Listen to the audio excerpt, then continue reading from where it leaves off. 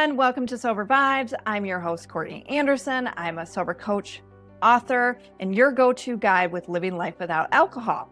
I've been alcohol-free since 2012, and by far it's the best decision I've ever made in my life. Now I get to help other women live life without alcohol and thrive in sobriety. Here you're going to find quick sober tips, real talk, and encouragement to build confidence, handle cravings, and really actually enjoy your alcohol-free life. If you're sober curious, ready to go all in, hit subscribe and let's vibe sober together. Hey, welcome back to the Sober Vibes podcast. I am your host, Courtney Andersen, and we have an amazing guest on today. I talked to her on her podcast, so I was feeling the vibe. So I'm very happy she's on the show today. So good people of the world, welcome Sophia Grinjella. Thank you so much, Courtney. I'm excited to be here. All right, so Sophia, you are a women's mentor to EFT tapping, right? Yes. What exactly is EFT tapping for those who do not know? Absolutely. So EFT stands for Emotional Freedom Technique, and it dates back all the way to ancient Chinese medicine.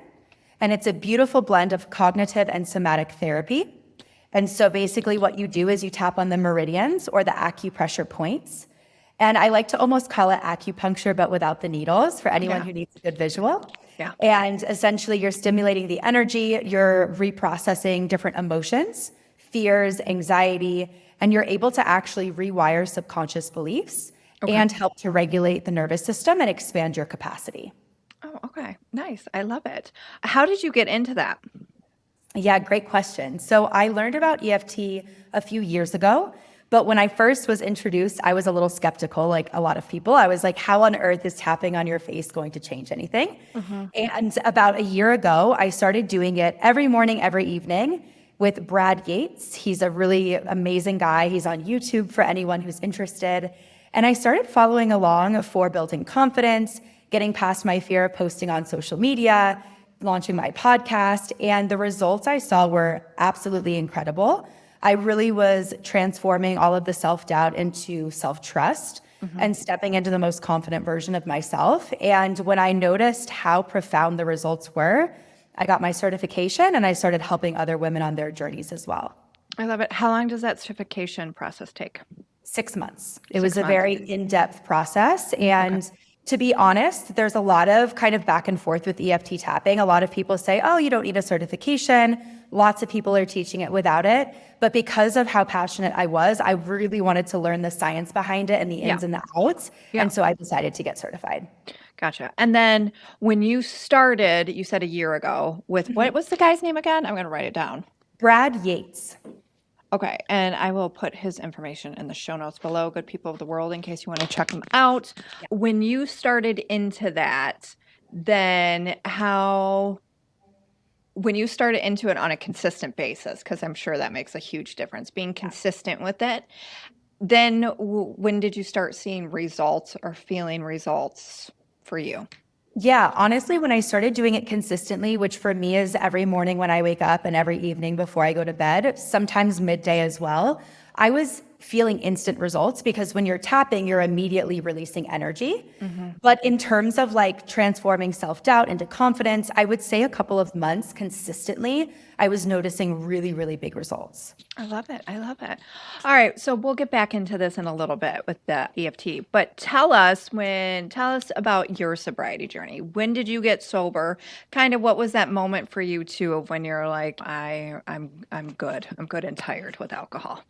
Yeah, so let me take you all the way back to childhood and kind of give you a brief explanation. Oh, I love it. I love it. I grew up in a family where alcoholism, mental health struggles, and suicide was prevalent. And so chaos was always kind of my baseline and my normal. And so when I got into basically middle school, there was a lot of bullying that began. I was creative, little kid, loved music, sports, all of it. But as soon as the bullying hit, I thought to myself, okay, it's not safe to just be me and express myself.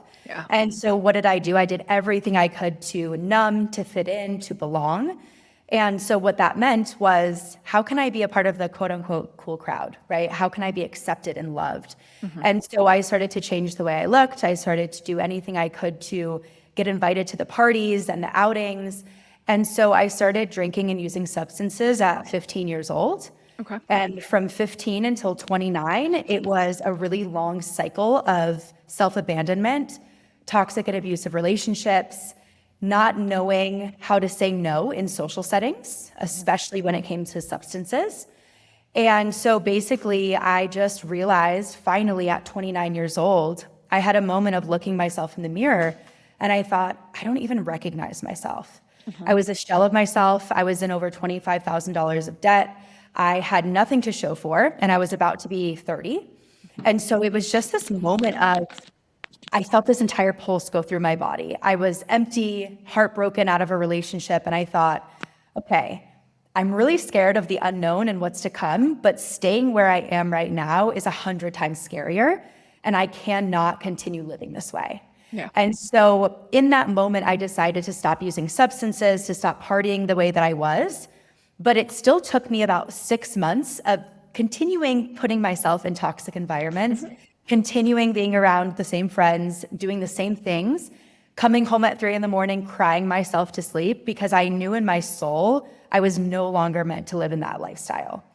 But 6 months later, I went to a music festival in Miami and I drank way too much, probably had 10 shots of tequila, complete out-of-body experience, lost my keys, I was angry. And I remember my higher self looking down on me in that moment. And she was like, Sophia, why do you continue to do this to yourself?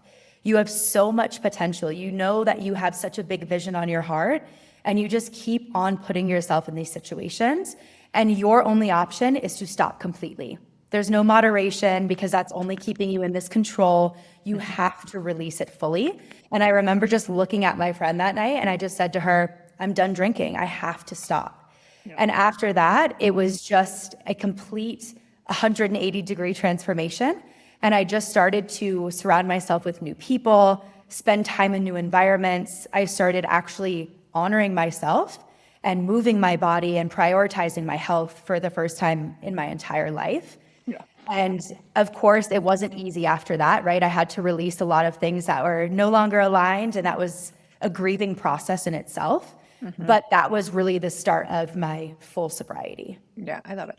To take it back to that 6 months, before you had the moment where it was like, all right, I can't do this anymore, but you kept at it for 6 months. Did that become a moderation cycle for you? Trying to moderate. So in those 6 months, yes. Yeah. So there was still moments where I said, okay, I'm only going to drink on Saturdays. Yeah. I'm only going to stay out till 1 a.m. instead of 7 a.m. I'm only going to do this for my friend's birthday. And so it was still me trying to convince myself, which, like I said, moderation is just another form of control. And I finally, after that 6 months, had that major realization of like, that's not helping me. That's literally just keeping me in the same loop. Yeah. And that's the tricky thing about moderation. It's like it's just, like you said, it's another form of control, but you have zero control. Exactly. You have zero control when that substance is in you, and then you're on that cycle of trying to negotiate with yourself of like, all right, let me try to keep the substance in my life, when it's just like, it's the purest freedom is when you completely let alcohol go. 100%. I could not agree more. Like that for me was the ultimate liberation. Yeah. And before that, like my entire life, it was like periods of like, okay, dry January, and I'm not going to drink for this. And then I would just come back and drink and party even harder. Yes. And it was just continuing, keeping me where I was and not allowing me to truly unlock my potential. Right. So when you quit drinking alcohol, what was that first year like for you? Because you did say like where it was like, that wasn't hard, because I like to also showcase that for people so they can hear it, that first year is not rainbows and butterflies. No, absolutely. Especially too, of like what your story was saying. It was like from 15 to 29, it was just, that was your coping mechanism. Yeah, that was my whole identity. Like I truly didn't know anything outside of that. I didn't have hobbies. Yeah. I always said I didn't have time to go to the gym and prioritize myself. Yeah. But that's because alcohol and partying was the center of my world and my friendships and everything that I knew. And so when I finally decided to stop drinking and be fully sober, I had a very rude awakening. It was like, okay, I'm starting essentially from zero, right? I am building new friendships. I have to put myself completely outside of my comfort zone and put myself in environments where I can meet like-minded people that aren't just partying and going to clubs on the weekends. Right. I have to start to actually show up for myself and move my body and go to the gym, because for me, that was one of the things that kept me going in my sobriety. I started doing Pilates and strength training, and those things kept me sane. And it was just like a complete identity rewire and learning myself again. It was like a rediscovery journey of like, who am I before the world told me who to be? Like, what does Sophia like? What are the things that actually give me joy and excitement? What is it that I actually want to create in this life? Because before that, it was, when's the next party? Where's the after party? Like, are my friends going to like me if I'm this way? And it was just it was me relying on external validation for 15 years of my life versus living a life in alignment with my own values and like, what do I want to do in my life? And so it was really, really difficult, I would say, the first 6 months. And then after 6 months to a year, I started to actually realize like, oh my gosh, the world is my oyster now. Like, it's actually really exciting to get to wake up and have energy, and I can create the things I want to create, and I'm not holding myself back anymore. Yeah, absolutely. Yeah, because it does that first because you have to let your nervous system because your nervous system is detoxing, and then you're learning how to relive. And that is the whole thing. When your whole identity is wrapped up in that relationship with alcohol, it takes some time to figure out who you are and then grieve your old self and that life, because that you were that life for a very long time. Yes. And so I'm sure too when you quit, because when I quit, same thing at 29, I didn't know I was going to have to go through that process. I'm like, what in the flying fuck just happened that first year? And then, but it was like, and I found myself grieving, and I knew it wasn't for the loss of my grandma at that time. And it was for that relationship with alcohol I had and who I was, because a lot that always came to me was like, well, if I'm not the party girl, who am I? Who am I? Yeah. Exactly.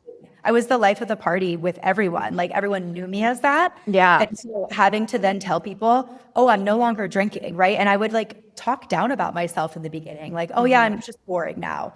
I'm not drinking. And then finally, when I built the confidence to be like, no, this is actually the best thing that I could ever do for myself. And I'm choosing myself for the first time in 29 years. And whoever respects that, okay, you get to come with me. And if you don't, then we're going on our journey separately. Right, right. Did you lose friends? How'd that look like for you? Yeah, so I definitely did lose a couple friends that were just my party friends. They were still very special to me at that point in time. But when I stopped drinking, I took off the rose-colored glasses, and I realized that we were so different. Like, we had such different values, different passions, different paths in life. And not that there's anything wrong with that, but I knew that they couldn't come with me on my journey if I was saying no. Yeah. Mostly because a lot of these friends were still doing drugs and going out and staying out until the next day. And to be quite honest, like, after a while, I didn't even desire to do that anymore. Like, feeling healthy and energized after 6 months to a year, like, that almost becomes addicting. Whereas, like, I don't ever desire to go back there. So I definitely lost friends, and I would say I distanced myself from a lot of people just because I couldn't be in that energy anymore. And so I let them go with love, and some of us still keep in contact here and there, but I had to create new friendships that I knew would be supportive on this path. Yeah, right. And you quit at 29. Same, like I said, same thing for me. So it was like going into your 30s, friends still matter a lot, but it is one of those things where it was, especially if your friends were at the core of your identity, it's scary. So when you got sober at that time, because it's been a couple of years, correct? Like, It has been. It's been over 2 years now. True. So what was your friends' reactions to you getting sober? So I had a lot of friends that were like, oh, like, you're going to do this for a couple months and then you'll be back. That was a lot of them. And I kept being like, okay, you'll see. This is going to be a lifestyle change. This isn't 1 or 2 months of me not drinking. This is me changing my entire life. And now, of course, they reach out and they're like, oh my gosh, we're so proud of you. I can't believe you actually like stuck with it. Right. And then I had a couple of friends, of course, that were a little bit triggered by my decision because I was no longer going to be the fun friend or the person that they could count on to close down the parties with them. And then I did have a good handful of friends that understood and that were really, really supportive. And of course, those people are still in my life today. Yeah, obviously, because those supportive ones, that's who you got to focus on. It's very easy to sit there and focus on the ones who are like giving you shit or leaving you out or like, why aren't they inviting me anymore, right? But it's the ones who will sit down with you and if you go out to dinner, who ask you like, hey, is it cool if I have a glass of wine? Who are respecting your boundaries. And those are the ones, the healthy friends who are still including you. Those are the ones that you have to focus on. Because I think as humans we're conditioned, especially in this world nowadays, to focus on what we don't have compared to what we do. Yeah. So because you also too travel, how did you start traveling for yourself? When did you start getting into traveling in your sobriety? And what was that first sober travel experience like for you? Yeah. Oh my gosh. So I've always been a big traveler, but of course, drinking and partying was still like center of attention anytime I would take a trip with friends. Yeah. So my first sober trip actually was to Italy. And it was interesting because I was drinking a little in the beginning and then I was completely sober for the rest of it.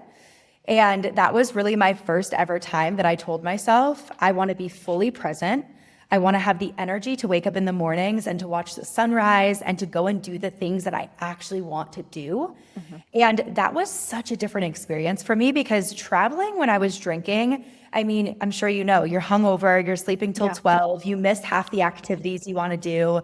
Your focus is always on like, where's the bar? When's the next drink? And so this trip for me was so beautiful because I finally felt like I was able to nourish myself. I was actually on a yoga trip at the end of the half the trip. So I was on like a retreat with other women that were prioritizing their health and their wellness. And it just felt like such a beautiful shift for me because I had never experienced that before. I was like, oh, this is what traveling is like when my priority is not drinking and partying. I get to actually experience the culture and I get to meet and talk to the locals and I get to wake up at 7 a.m. and watch the sunrise and then do yoga. And I was like, wait a minute, this completely shifted my perspective on travel because before I thought that I was like this like traveling worldly person. And I realized that oftentimes like I was just like checking off the boxes like I did in my life, traveling and living on autopilot, drinking, partying, and never actually having the experience that I desired. And so this for me was just like a complete 180 of wow, I actually get to enjoy this and I'm not in a rush. And if there's days where I want to just rest and sit on the beach or watch the mountains or whatever I want to do, I can do that and not have guilt of like, I need to fit all these things into this one trip because I was wasting the majority of my time sleeping the days away because I was hungover. Yeah, I mean, can't tell you how many times I slept a day away in a hotel. Drinking. Like a beautiful sunny day, and I'm like complaining or hungover, like eating nasty Uber Eats in bed, just awful. Yeah. There's one trip that I regret doing that, and that is my sister and I went to, and two of our friends went to New Orleans. This was years ago. And I was so hungover the next day, and they went to that famous cemetery. I can't, and like did stuff during the day. And that was like one day I always look back at and being like, God, I wish I was present for that because I really wanted to go play in a cemetery, but go into that cemetery and experience that. And I was so sick that day. It was disgusting. It was disgusting. If you are like, don't even think about touching hurricanes and dirty martinis. It was awful. It like makes sense while thinking about it. And it's funny too, because in the beginning, people are always like, oh, like sobriety is so boring. And I'm like, you know what's boring? Wasting the days away in bed, hungover, throwing up, being a shell of yourself. I'm like, that's boring. Boring. Well, and that's the whole thing. It's like, it's the mindset, and that's what people have to get into. But once you see that and recognize that, you're like, oh, wow, because it's like you're wasting away days, and all we want in this life is more time, right? Like that is the one thing, majority of one thing that people want is more time in a day and in the years, right, in their life. And when you are spending it hungover, missing out on life on your couch or wherever you may be, like it's not a way to live. And that keeps you small and keeps you stuck. So like to get out there and actually do some living, it's where it's at. It really is. And it just, like I said in the beginning, it opens up such a world of opportunity that you don't even realize. And of course, it comes with challenges, especially those first 6 months to a year. It is hard, right? Like, we're not going to sugarcoat that. Right. But when you get past that point and you start to prioritize yourself and finally choose yourself, you're like, oh my gosh, I can literally do anything and create anything I want in this life. Yeah, exactly. So how would somebody use EFT? How would somebody use tapping in their sober journey? Absolutely. There's so many ways that you can use EFT. A couple of ways I'd recommend. Number one, in the very beginning, is just like getting past that FOMO, you can say, right? Like feeling like you're being left out, feeling like you're not included. You can tap around that. You can also tap for cravings, which can be really helpful. So if you are feeling like in your body, like, I'm so stressed, I want to drink, I need this right now, you can tap and it can help you to release that energy, to take that anxiety down a couple notches and to get you back into your body. So it's a really good way to pattern interrupt when you're feeling that need for a drink. Other ways is just like building confidence without alcohol. Because for me, I always used alcohol as a way to have liquid courage. I was like, oh, I'm going to take 2 shots before this date that I'm going on, or I'm going to take 2 glasses of wine before I go to the social event so that I can talk more and feel more comfortable in my own skin. And so I use EFT tapping a lot to build embodied confidence so that I can just show up to places as the fullest version of myself, and there's no more dimming or numbing. And so EFT tapping is beautiful because you can customize it to whatever it is that you're feeling. So you can tap around fear of judgment, fear of being misunderstood, which are really important in sobriety. Yeah. You can tap around anxiety or stress, right? Because for a lot of us, if we're going to a 9-to-5 job or sitting at a desk all day, all I could think about was getting home and cracking open a bottle of wine, right? So like you can tap around stress and anxiety. You can literally take anything that you are feeling, pinpoint it, and then do tapping around it. So it's a really beautiful and gentle modality that works wonders. Yeah, I love that. I didn't even think about that on what you can tap around, that there's all different types. Like how we were talking about before we hit recording, how I was sharing with you, like I think that there's 3 different really stages of this process. And it's the process of quitting drinking, living in sobriety, and then when you come to it and everybody ends up there on their own, is that emotional sobriety process. So in those 3, you could really tap to what's going on with you during those 3 phases. Absolutely. You can always tap along with anything that you're going through, especially in those 3 phases. And I love EFT so much because it's literally something you can pull out of your back pocket at any time. There's been times I've been in the back of an Uber and I'm stressed that I'm going to be late and I tap. Or at the airport or on the airplane, lots of people have anxiety, I tap there, right? So there's so many different ways that you could use it, which is why it's so powerful. Do you have anxiety about flying? I personally don't. However, when I first stopped drinking, because the airport was a place for me that I would always sit at the bar and drink, I did start to feel anxiety. And so I would tap and it would help me a lot. But now, not so much. Yeah, because once you go through it a couple times and you get that self-trust and confidence and like, okay, this is what's going to happen, Yep. it's fine. And for anybody, it's like you have to get through those first. Some people, it just takes that first time. Some others, it takes a couple times, right? Like, I mean, the airport is a big trigger for anybody anyways, because it is, for traveling, it can be stressful. You have to prepare, being around a bunch of people, then being in an airplane with that door closed. Yeah. It can be very claustrophobic. And when you've been used to doing that hammered for so long, it's like it's going to take you a couple times to start your new normal. 100%. Yeah. And once you get to that place and you have other ways of coping with stress, right? Like you have your book, you go on walks, you do your tapping. Yeah. Eventually it becomes something you're already resourced with. And so drinking is not necessarily something you want to reach for anymore. But like you said, that takes time. It's not something that's just going to happen right when you decide to stop drinking. Right, exactly. So where can people find you? Because do you offer virtual sessions for your tapping? Yeah, okay. I do, yes. I have 60-minute virtual sessions. I have a 90-day package. but I also have a podcast called Her Journey Home. So you can find that on Apple and Spotify. You can find me on Instagram and TikTok at Sophia with a PH, Grinjella, my last name. I'm sure it'll be in the show notes. And I'm going to be hosting my first ever retreat this year in 2026. Fun. So it's going to be a really cool adventure, EFT tapping and movement retreat for women. So we'll be doing Pilates, epic adventures. Of course, it's going to be a dry retreat, so no alcohol. And just building deeper sisterhood and building confidence and coming home to the most authentic version of you. I love it. Where's the retreat? In Guatemala, Lake Atitlan. Fun. All right. Well, I will put all of Sophia's information in the show notes below. Thank you so much for being on the show today and sharing your story with the good people of the world. Thank you so much. This was so much fun, Courtney. All right. Thank you. Take care.